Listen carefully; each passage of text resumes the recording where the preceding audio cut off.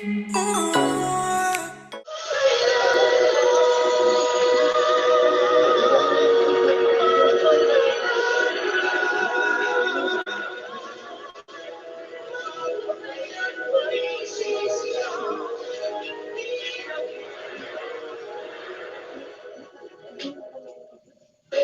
nagdalasin ang sa kuha-awayin ko. Hindi ako balik. Tama na. Malandi. Tama na. Ako na yung malandi. Ako na yung mga na lalaki. Ang magkasama ni Ronnie kanina, hindi ko nga maintindihan kung ano na kami pinagsabay eh. Mapapatay din lalaki. Alam mo, ako yung kulang na kaya ni Ronnie, hindi naman ikaw. Sa'yo na lang.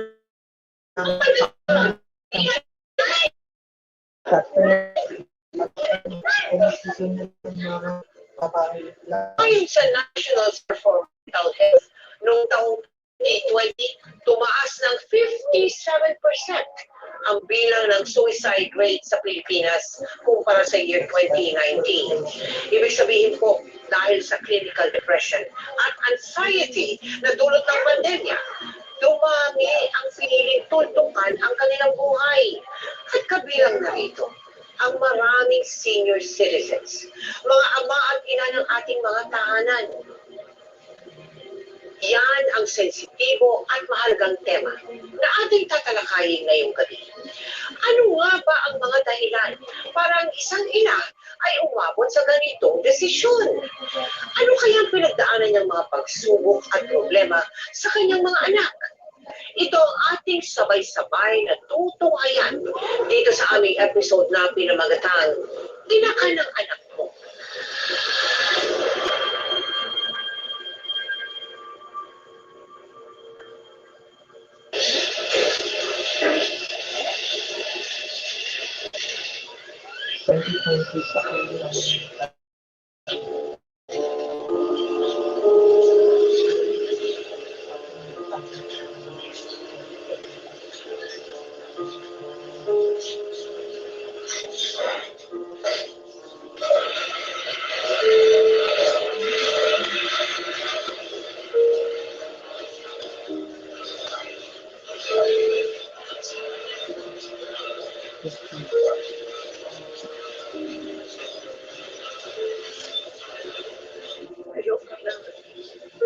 Hindi ko lang kaya na ito eh.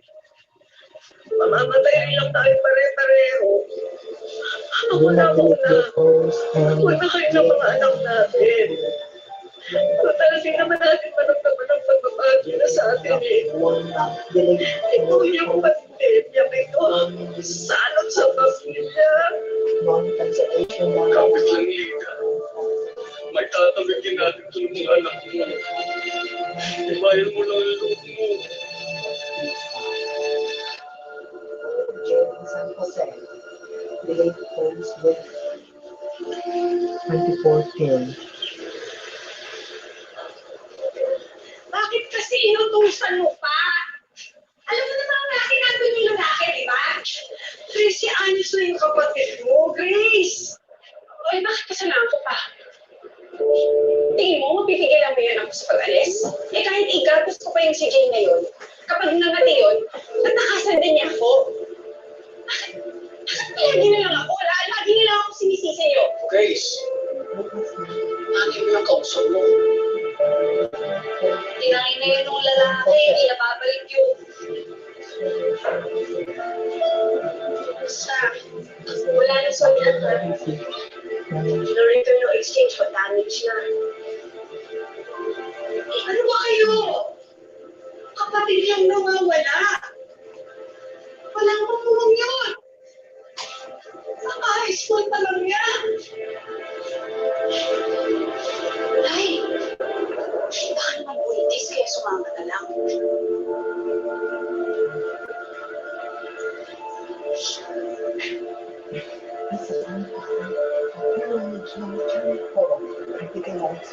Wala kayong ano sa akin.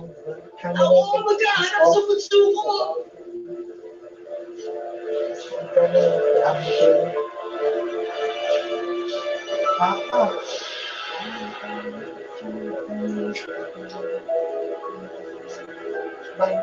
Kwento mo nga sa amin, ano ba yung mga pangarap ng mama mo, ano naalala mo parati niyang pinapangaral sa iyo? Kailangan daw po na magkakasundo po kami magkakapatid. Kasi sobrang hirap po kasi na lagi niya nakikita nag-aaway po kami. Ano naman yung mga hirap na pinagdaanan niya sa inyo? Sobrang hirap po, Tita Mel, dahil po kasi yung kapatid ko po kasi na CJ na kanan po. Nagtanan? O ang bata niya pa po, Ilang taon? 13 anyos. Ano? Kasi anis na tanan, sumama sa lalaki. Oo, ngayon, ano nangyari doon? Ayun po, bali hindi po nagpakita sa amin ng mga ilang buwan din po. Nung bumalik, kasama na yung lalaki. Pinakilala niya. Pinakilala na.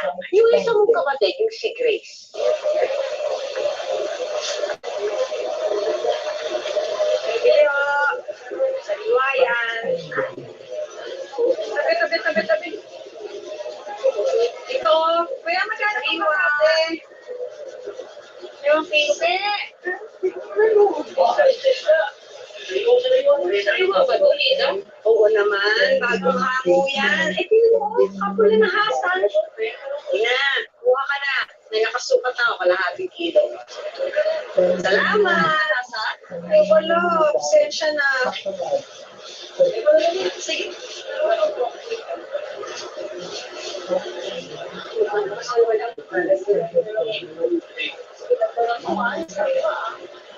Masabi ka ba na uuwi ka? Galing kang Manila. Oo, Nay. Iwan ko na po muna si Buboy kay Vicky.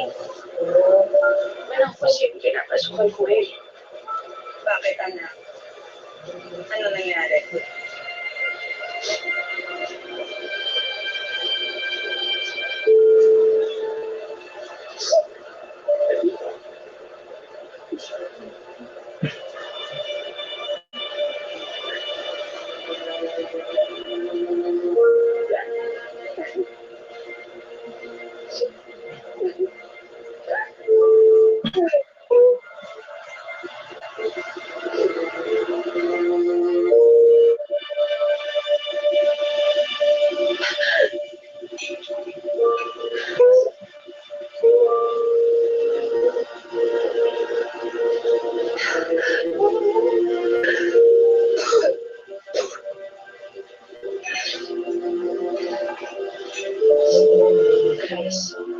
Akala ko ba tinigil mo na yan?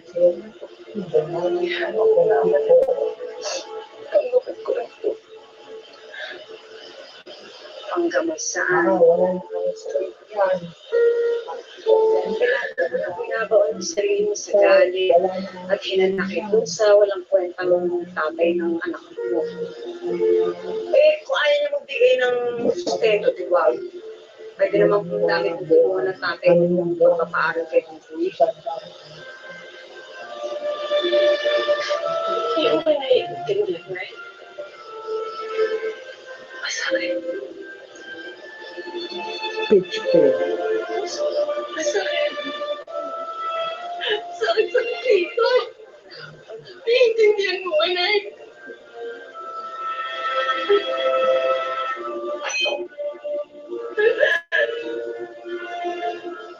Grace, may kinakasama na siyang iba. May anak na rin siya doon. Maasas pa rin ba na babalikan ka pa niya?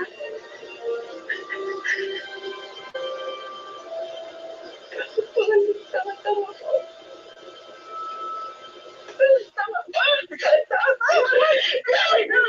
Anak. Sarili ko na.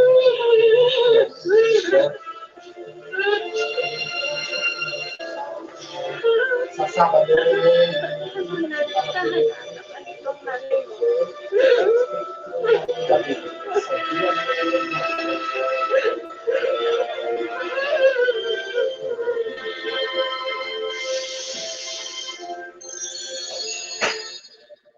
Mga ka-MPK, mag-subscribe sa hashtag MPK Livestream YouTube channel. I-click natin ang subscribe yung channel. Pagkatapos, i-click natin ang notifications bell na below. Maraming salamat. mga ka-MPK.